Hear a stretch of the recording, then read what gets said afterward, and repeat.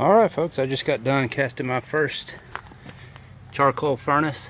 Drilled an 1.5 inch hole, used a cardboard form, newspaper, cellophane, duct tape, fixes everything, to plug that hole up and give me a sprue into the thing.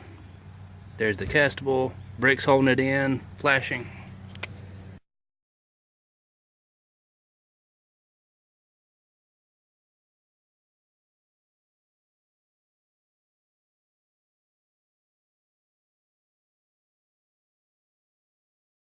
Initial light, and first chance to get some heat in there to dry out the refractory. As you can see, the blower's just butted up there since it's only a small hole feeding in, but it does the job. We're going to let this warm up and dry out this refractory, and maybe later we'll melt some metal.